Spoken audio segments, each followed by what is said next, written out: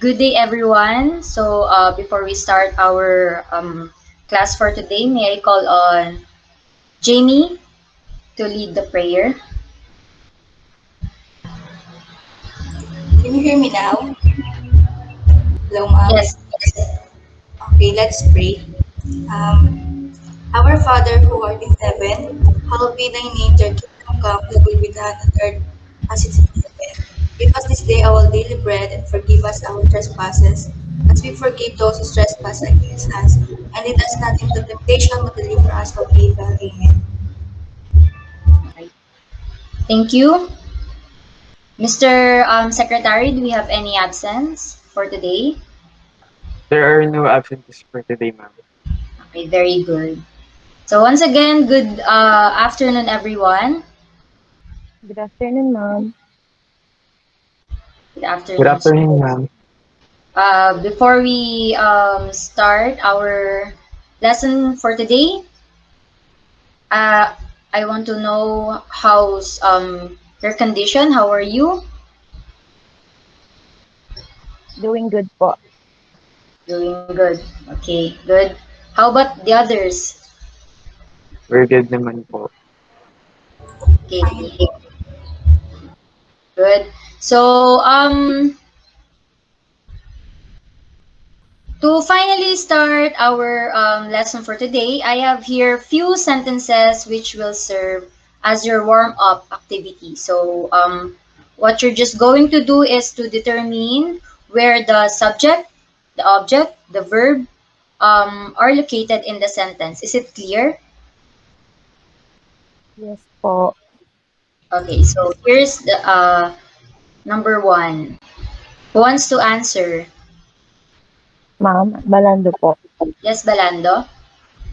So, change the flat tire. So, is the subject po. Change is the verb. And the flat tire is the object po. Okay, very good. Sue is the subject, change is the verb, and the flat tire is the object. Sentence number two, who wants to answer? Ma'am. Yes, Makale? Mom read the novel. Mom is the subject. Um, read or read is the verb, and the novel is the object. Okay, very good. How about this one? Who wants Marcelo to po. answer? Okay, Marcelo. Tom painted the entire house. Um, Tom is the subject. Painted is the verb, and the entire house is the object. Okay, very good. Tom is the subject, painted is the verb, and the entire house is the object. Number four, who wants to answer? Anyone? Ma'am, Balando po. Yes, Balando? The teacher will give the instructions. The teacher po is the subject. And the verb is give. And the object po is the instructions. Okay, very good. Last sentence. Who wants to answer? Ma'am, nakala. Yes, Makale. The company hired new workers last year. The company is the subject. Hired is the verb, and object, new workers. Okay, very good. So these sentences are example of active sentences. So what if I change this set of sentences into this? What have you noticed? Are there any differences from the past sentences? Marcelo po. Yes, Marcelo. What have you observed? Um, the object is already at the beginning of the sentence, while the subject is on the last part. Okay. So the subject and objects location switch. Any other observation? Thank you, Nakala po. Marcelo. Yes, Makale. The use of the word by before the subject. Okay. So as you can see, we in this set of sentences, they use it all use the word by before the subject. So by Sue, by mom, by Tom, by the teacher, by the company. Thank you. Any other observation? Balando, ma'am. Yes, Balando? And the use of auxiliary verb form, was, will, or were. The use of auxiliary verb like was, will, and were. Okay, thank you. So these sentences are example of our topic for today, which is the passive voice. So the flat tire was changed by Sue, the novel was read by Mom, the entire house was painted by Tom, the instructions will be given by the teacher, and new workers were hired by the company last year are examples of a passive voice sentences. So now, here are the rules of the passive voice so that you can easily determine if the sentence is in the passive voice, and you can also easily create your own sentence, passive voice sentence. So here's the number one rule. The object in passive voice is in the beginning of the sentence while the subject is in the end of the sentence, just like what you have noticed on the sentences I project a while ago, that the subject and the object switch their location. So in passive voice, the object must be on the beginning of the sentence and the subject is must be on the end of the sentence. Next rule is the use of auxiliary verb according to the tense of sentence. So may I ask what are the basic tenses in English, Ma'am, Makale? the present, past, and the future tense po. Okay. Makale, can you give me an example of auxiliary verb used in present tense? Um, is, are, and do po. Okay, is, are, and do are some of the examples of auxiliary verb used in present tense. How about auxiliary verb used in past tense? Anyone? Ma'am, Yes, Balando? was, and were po. Was and were. Very good. And in future tense, auxiliary verb used in future tense. Marcelo po. Yes, Marcelo? Will, Will, okay. Very good. So in passive voice sentence, uh, they use auxiliary verb according to the tense of sentence. Next rule is the use of the word by before the subject. So just like what you have noticed a while ago, that after I change the sentence, it already has the word by before the subject. Last rule is passive rule only use the third form or past tense form of the verb. So let us see. Let us use these rules for the sentences I project a while ago. So Sue changed the flat tire. The red font stands for the subject. The blue font stands for the verb, and the violet font stands for the object. So um, while the A stands for the active voice and P for passive voice.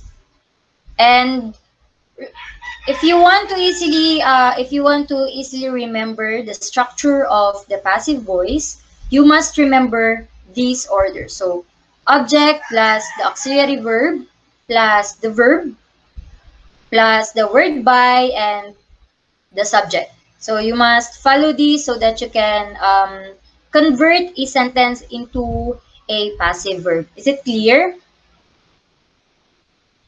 Yes, ma'am. Yes, Okay. ma'am. So let us convert this active voice sentence into a passive voice. So Sue changed the flat tire. Sue is the subject, change is the verb, and the flat tire is the object. So Just like on the, according to our rule, the object must be on the beginning of the sentence. So the flat tire must be on the beginning.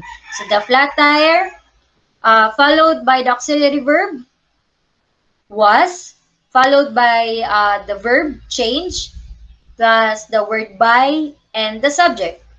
So here is the sentence. Here is the passive voice sentence. The flat tire was changed by Sue. So we follow the rules, plus we follow this structure. That's why we created a passive voice sentence. You get it? Yes, ma'am. Okay, next sentence. Mom read the novel. Mom is the subject, read is the verb, the novel is the object. So same procedure. Let's follow this structure. The novel, which is the object, must be on the beginning of the sentence, followed by the auxiliary verb was, plus the verb, plus the word by, and mom. So the novel was read by mom. Next sentence. Do you mind to explain this sentence? Who wants to try to explain?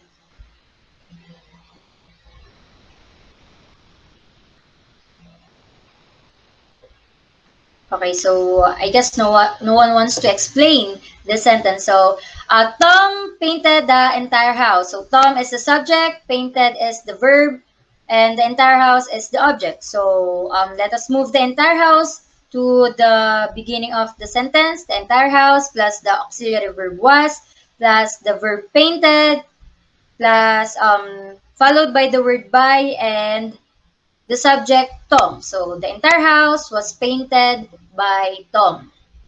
Next sentence.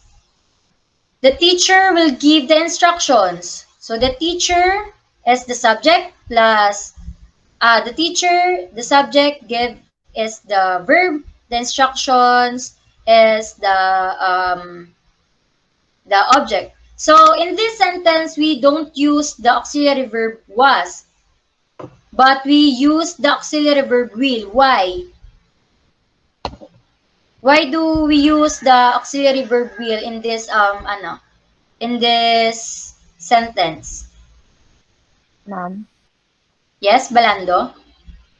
Um, because po, the object is in the plural form and where is the plural form of was po.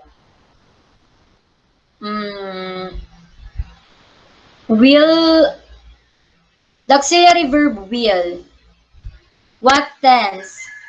This sentence. What do you think is the tense in of this sentence? Future tense. Yes, future tense. So we use just like what you answered a while ago.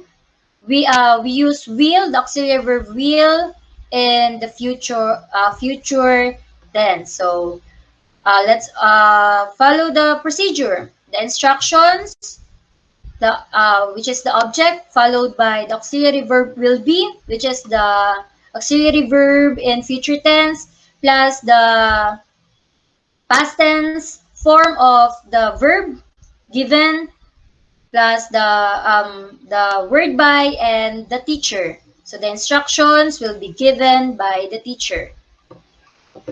Okay. Last sentence. The company hired new workers last year. So the company is the subject, hired is the verb, new workers is the object.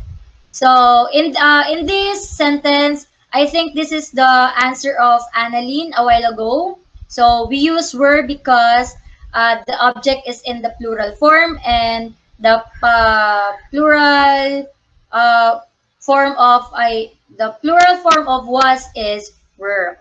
So new workers were hired by the company last year. And you also noticed that last year didn't change its location. So do you understand the rules, how to apply the rules and the structure of passive voice? Yes po. What are the rules again, Mr. Makale?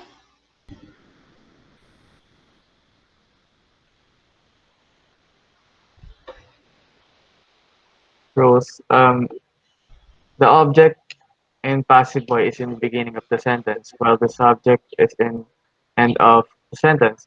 Use of auxiliary verb according to the tense of sentence, and use of the word by before the subject, and Okay. use only the third form or past tense form of the verb. Okay, so always remember this rule so that you can create your own example of passive voice sentence, or you can easily determine if the sentence is in the passive voice. And what should we follow? What order should we follow? Hmm. Object plus auxiliary verb plus verb plus by and plus subject. Okay, so here is the structure you need to follow for you to create your own passive voice sentence, or if you need to convert a sentence into a passive voice, you need to follow this and the rules. So for me to truly if you truly understand the lesson, here's a short activity. So you need to identify whether the sentence is in the passive voice using X or check. So X for if the sentence is not in the passive voice, and check in if the sentence is in the passive voice. And if the answer is X, change the sentence into passive voice. Is it clear? Yes, ma'am. Yes, ma'am. Then after this, I will call somebody to share his or her answer. So I will give you 5 minutes to finish this short activity. Is it clear? Clear. Okay, so your 5 minutes starts now. Okay, so I think everyone is already done by their activity. Who wants to answer number one? Who wants to answer number one? Ma'am, Yes, ma'am. Balando. I use the oven po. So Is it the in the sentence passive voice or not? is it not in the passive voice po. It Okay. must be the oven was used by me. The oven was used by me. So, the oven was used by me. Where is the subject? The oven po. Okay. Then, auxiliary verb used. The was po. Followed And by the by po and the object po. okay, the subject. The Thank you. subject, the subject po. Maybe po. Okay, thank you. Number two, who wants to answer? Ma'am, Yes, Makale. it is in the passive voice po. Passive voice. Okay, very good. How about number three? Marcelo po, Okay, Marcelo. it is the passive voice, ma'am. Passive voice too. Okay, very good. Number four. Ma'am. Balando po. Yes, Balando. It is not po in the passive voice po. It should be the living room was decorated by Mika. Okay, the living room was decorated by Mika. Very good. Last number. Marcelo po, Yes, Marcelo. number five, it is not a passive voice, ma'am. It should be apples was being eaten by them. Apples was being eaten by them. Yes, very good. So I think you truly understand our lesson for today. So is there any questions before I end our class? Any None so far, ma'am. None clarification? so far po, ma'am. Okay. So if none, then thank you for listening. That's all for today. Thank you. Thank you, ma'am. Thank you, ma'am. Thank you.